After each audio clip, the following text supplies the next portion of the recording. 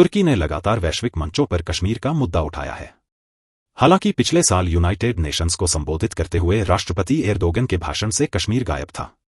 लेकिन तुर्की और पाकिस्तान के बीच बनने वाले रक्षा संबंध भारत को परेशान करने वाले हैं। तुर्की और पाकिस्तान के बीच नेवी शिप और ड्रोन समझौता है। आइए जानते हैं पूरी खबर। तुर्की के राष्ट्रपति रेचेप तैयब एर्दोगन पाकिस्तान के दौरे पर जा रहे हैं। मलेशिया और इंडोनेशिया की यात्रा के बाद वो इस्लामाबाद पहुंचेंगे। तुर्की और पाकिस्तान के बीच अच्छे संबंध रहे हैं। माना जा रहा है कि राष्ट्रपति एर्दोगन की यात्रा के बाद दोनों देशों के बीच संबंध और मजबूत होंगे। लिहाजा इस दौरे से जो नतीजे निकलने की संभावना है, भारत की उस पर गहरी नजर रहने वाली है।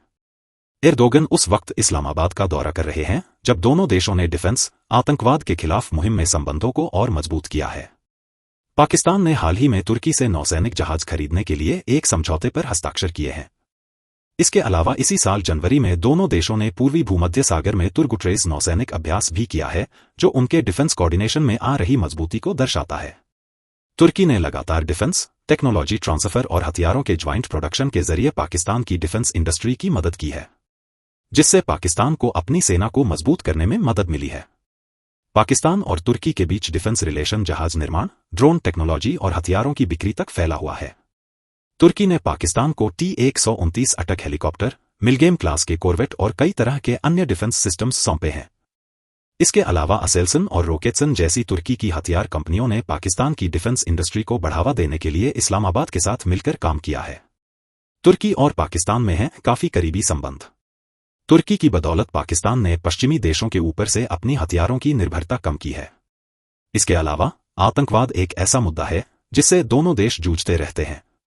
पाकिस्तान जहां बलूचिस्तान, सिंध और खैबर पख्तूनख्वा में आतंकवाद से परेशान है, वहीं तुर्की कुर्द अलगाववादियों से लगातार जूझता रहा है। लिहाजा आतंकवाद के खिलाफ दोनों देशों ने सुरक्षा सहयोग बढ़ाने के लिए पाकिस्तान तुर्की आतंकवाद विरोधी परामर्श की दूसरी बैठक 6 सालों के बाद फिर से की है। माना जा रहा है कि आतंकवाद पर पाकिस्तान और तुर्की के बीच नए सिरे से बातचीत होने वाली है, जिसका भारत काफी सावधानी से विश्लेषण करेगा। पाकिस्तान लंबे समय से भारत में आतंकवाद फैलाता रहा है।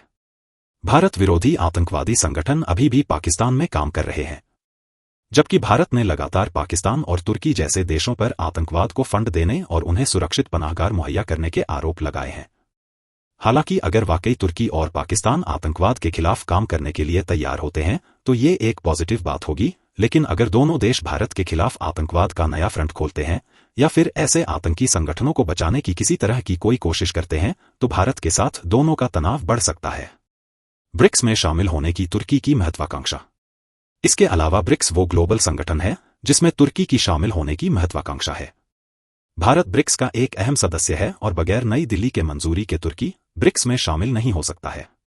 यही वजह है कि एर्दोगन ने जब 79वीं संयुक्त राष्ट्र महासभा में भाषण दिया तो कई सालों के बाद पहला मौका था जब उन्होंने कश्मीर का जिक्र नहीं किया। यह पाकिस्तान के लिए एक झटका था। एक्सपर्ट्स का मानना है कि तुर्की की विदेश नीति में ये एक अहम बदलाव है, क्योंकि वो अपनी अर्थव्यवस्था को संभालने के लिए पश्चिमी देशों के इतर एक विकल्प तलाश रहा है। ऐसे में नजर इस बात पर होगी कि एर्दोगन की कश्मीर मुद्दे पर इस्लामाबाद में बैठक के दौरान क्या राय होगी। एर्दोगन की यात्रा के दौरान भारत इस बात पर बारीकी से नजर रखेगा कि तुर्की ब्रिक्स में अपनी स्थिति को कैसे संतुलित करता है और क्या वह कश्मीर जैसे मुद्दों पर पाकिस्तान का समर्थन करना जारी रखता है। इससे पहले कश्मीर पर बार बार भारत विरोधी बयानों के चलते नई दिल्ली ने तुर्की के दुश्मनों आर्मेनिया, साइप्रस और ग्रीस जैसे देशों के साथ अपने द्विपक्षीय संबंधों को मजबूत किया है। इससे तुर्की तिलमिलाता रहा है। एक्सपर्ट्स का कहना है तुर्की ने अपनी विदेश नीति में बदलाव किया है क्योंकि उसके सामने आर्थिक चुनौतियां हैं। ब्रिक्स में शामिल होने से चीन और रूस के साथ और करीबी कारोबार करने का रास्ता खुलेगा। वहीं भारत के साथ उसके आर्थिक संबंधों में मजबूत आएगी। डिफेंस संबंध और भारत की चिंताएं क्या होंगी। कश्मीर पर तुर्की का चुप होना भारत के लिए सकारात्मक बात है, लेकिन पाकिस्तान के साथ उसके मजबूत होते डिफेंस संबंध चिंता की बात है। तुर्की पाकिस्तान को नौसैनिक जहाज सौंपने वाला है। इसके अलावा तुर्की की ड्रोन इंडस्ट्री दुनिया में टॉप पर है, जो पाकिस्तान को मदद कर रही है। तुर्की ने अत्याधुनिक ड्रोन पाकिस्तान को सौंपे हैं, जिसका इस्तेमाल पाकिस्तान भारत के खिलाफ कर सकता है। इसके अलावा तुर्की ने अपनी 5वीं पीढ़ी के लड़ाकू विमान कण को लेकर भी पाकिस्तान को ऑफर दिया हुआ है, जो भारत के लिए चिंता की बात है। भारत लगातार अपनी नौसैनिक और हवाई क्षमताओं को मजबूत कर रहा है, लिहाजा एर्दोगन की इस्लामाबाद यात्रा के दौरान दोनों देशों के बीच होने वाले रक्षा घोषणाओं पर भारत की नजर होगी। इसके अलावा हाल के महीनों में बेलारूस के राष्ट्रपति अलेक्जेंडर लुकाशेंको समेत कई हाई प्रोफाइल नेताओं ने पाकिस्तान का दौरा किया है, जो पाकिस्तान की खुद को फिर से ग्लोबल प्लेयर बनाने की कोशिश का हिस्सा है, लिहाजा भारत की नजर इस पहलू पर भी होगी। इससे पहले पाकिस्तान के राष्ट्रपति आसिफ अली जरदारी ने तुर्की के प्रेसिडेंट रेसेप तैयप एर्दोगन से मुलाकात की है। ये एक छोटी मुलाकात थी, जो इस्तांबुल एयरपोर्ट पर हुई है। जरदारी पुर्तगाल जाते हुए कुछ समय के लिए तुर्की में रुके हैं। इसी दौरान एर्दोगन के साथ उनकी बैठक हुई।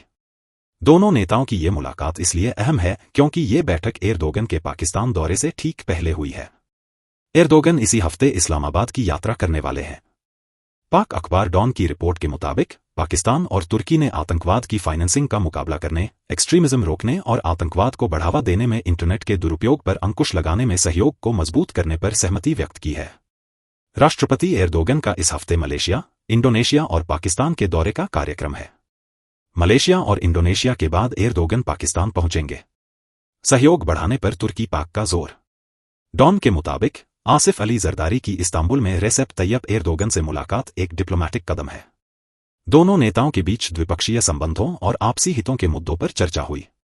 विशेष रूप से आतंकवाद विरोधी सहयोग पर जोर दिया गया, जो दोनों देशों के लिए एक महत्वपूर्ण चिंता का विषय बना हुआ है।